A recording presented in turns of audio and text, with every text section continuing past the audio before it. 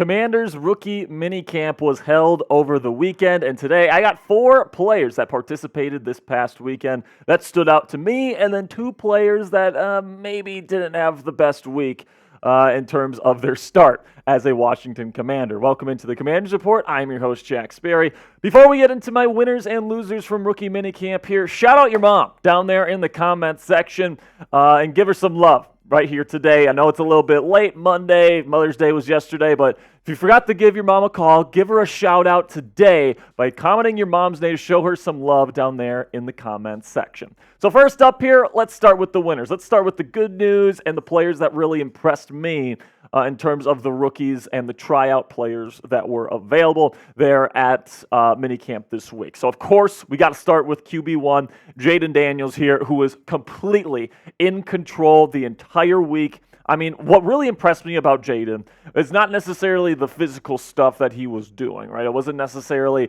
the quick release or the velocity or the nice touch he was putting on his deep balls. And don't get me wrong, all of that was there. What really impressed me, and Dan Quinn touched on this in his press conference during minicamp this weekend, it's just the control of practice, the control of what was expected out of him, not making any mistakes, not having Cliff come in and give him an adjustment or anything like that. This guy looked like he had been there for the last 3 years. He knew exactly what they needed to do, and he looked like the leader that this locker room absolutely needs heading into this new regime led by new head coach Dan Quinn and offensive coordinator and play caller Cliff Kingsbury. He looked absolutely awesome. I mean, just look at this look here, man. I'm kind of digging the visor look here with the awesome burgundy helmet. I actually think the Commanders' helmets and uniforms are actually one of the more underrated in the National Football League, and I think Jayden absolutely rocks this look great, and he played fantastic throughout the entire weekend, so I am very excited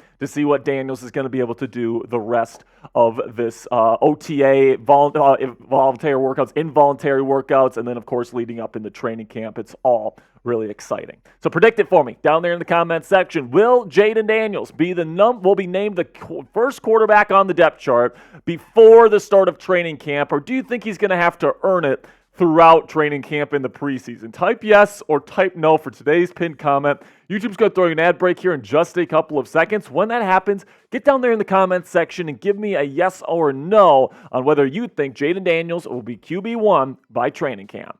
Now let's go to a couple of wide receivers here. Marcus Rosemy, Jack Saint, undrafted free agent out of Georgia. Now, I like the wide receiver room already here in Washington. I think that it's pretty deep compared to some of the other teams in the National Football League. But as somebody that came in as an undrafted free agent here, I think MRJ really had an impressive weekend. Of course, he had that big one-handed catch, the leaping one-handed grab on day 1 of minicamp. I mean, talk about ways to get the attention of the coaching staff there on your first day of an NFL practice scenario there for him. But it wasn't just that, man. It was throughout the weekend. He was super consistent. His hands were very consistent. He was running good routes. He was doing the things that the coaching staff was asking him to do, and he's definitely somebody that I'm going to be keeping a very close eye on throughout the offseason program and throughout training camp. Another wide receiver that I was impressed with this weekend. Now, you guys know I wasn't the biggest fan of the Luke McCaffrey selection at number 100 overall. I thought there was better receivers on the board. And I think McCaffrey might have been slated up some people's draft boards because of his pedigree with his dad and his brother being who they are in the history of the National Football League. But I'll give it to the kid, man. He looked better than I thought he was going to look. His route running looked even sharper than what it was there in Mobile, Alabama for the Senior Bowl, and it was definitely better than what I saw from him on film last year. So, I mean, he was somebody that on film I thought he was somebody that looked a little bit slow, didn't get in and out of his breaks very smoothly. He was a body catcher at times instead of hands. All these different things that made me concerned about him coming to the Commanders, especially being taken as high as he was. But, man, he was running smooth routes. It seems like he has a good chemistry with Jayden Daniels. And, of course, Jayden was putting it right in the breadbasket for him most of the time. But, man, he was really impressive. He was catching the ball with his hands and not his body. He was doing the right things. He looked super smooth in his route running. So he's somebody that I'm definitely keeping my eye on here as somebody that's going to try and compete to get starting reps for this football team heading into his first year in the National Football League. And then speaking of weapons here for Jayden Daniels, in keeping with the theme of offensive players that really showed out, Ben Sinnott, the tight end, taken in the second round this year by the Washington Commanders, really impressed me, man. This guy, I always knew that he was quick, and he has rare quickness for the position of tight end. He really showed that off this weekend during rookie minicamp, and he's another guy that has already a nice little chemistry with Jayden Daniels. Sinnott said in his post-practice press conference after day one that he and McCaffrey and Daniels and all these guys have been throwing together in preparation for rookie minicamp, so it seems like that chemistry was already there. But his ability to get in and out of his breaks as a tight end as quickly as Sinnott does definitely gets me juiced up to see what he's going to be able to do in a Commander's uniform. Now, coming up here, I do have two minicamp losers to discuss with you guys here in just a second. But first, it is official. Jayden Daniels will be wearing number 5 for your Washington Commanders heading into next season. If you want to get JD's jersey at a fantastic price from our friends at Fanatics, you can go to chatsports.com/Daniels right now to get your officially licensed Jayden Daniels Commanders jersey. They got a bunch of different colors and different different types of unit. They got the white, they've got the burgundy. I'm pretty sure they have a black one available as well. I might be mistaken on that, but you can go to chatsports.com/Daniels to get your jersey today. I know these things are selling out like crazy all over the place because obviously number 2 pick, he's going to sell out jerseys. So I don't expect it to be available for long, guys. So if you want one, get one right now at chatsports.com/Daniels.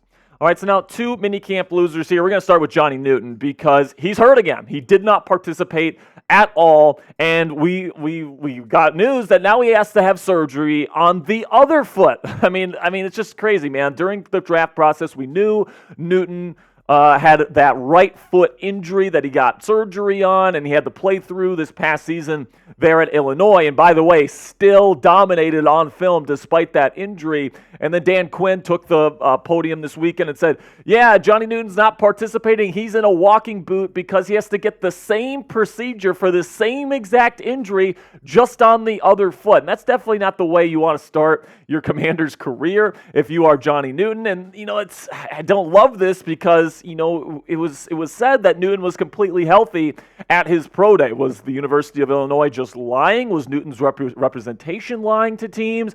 I don't know, but the fact that, he's going to be having these 2 procedures done on his feet in one offseason definitely scares me a little bit. But Quinn, with the way he was talking about it this weekend, he seems optimistic about it, all right? It doesn't seem like he's worried that Newton is going to miss significant time or that he's going to miss any of this season. I do think Newton has a chance to be back in time for training camp. He probably won't participate in OTAs, and he'll be there, but he won't be participating in practices, of course.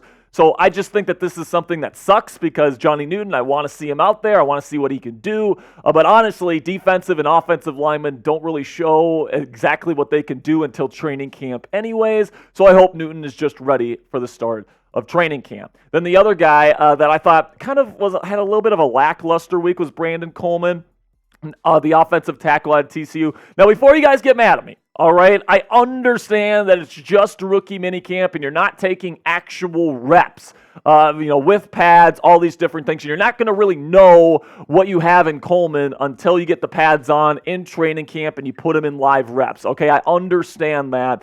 But listen, man, when he was going through the drills this weekend, he had to get corrected a number of times. He didn't look really polished, in my opinion. And I just don't think that he looked like an NFL left tackle. I thought he looked like a rookie. I thought he looked like maybe a day 3 or an undrafted free agent type of rookie, not somebody that you bring in as your day 1 starting left tackle. And those guys, they have a great body control. They know what what they're asked to do during drills, all these different things. And Coleman just I didn't think had the best overall week. But there's learning experiences here. Of course, it's just the first week of practice. He has a lot of opportunities to prove himself throughout this process, especially when we put the pads on during training camp. So you got to keep that in mind, guys, that this is just the beginning of the process. I'm not saying Brandon Coleman's a bust already. I'm not saying that he can't get better and look better throughout the offseason process here. I just thought from my eye, he didn't have the best overall week, and I thought that there was lots of coaching points that you necessarily don't want to see from somebody that's expected to be your franchise left tackle, especially going into year one. So let me know down there in the comments section, who do you think is going to be the starting left tackle week one for your Washington Commanders? Will it be Cornelius Lucas, type CL? Do you think Brandon Coleman asserts himself as the blindside protector, type BC? Or if you think it's going to be somebody else, say a free agent or they trade for somebody, let me know down there in the comments section by typing O, and then let me know who you think will be the starting left tackle in week one. That'll be it for today's show, guys. Really do appreciate all of your support. Don't forget to throw your mom's name down there in the comments section. Really do appreciate your support, and a big shout out to all the moms out there. Happy late Mother's Day to all of you guys out there. So make sure you click that subscribe button if you haven't already. And until next time, raise hail.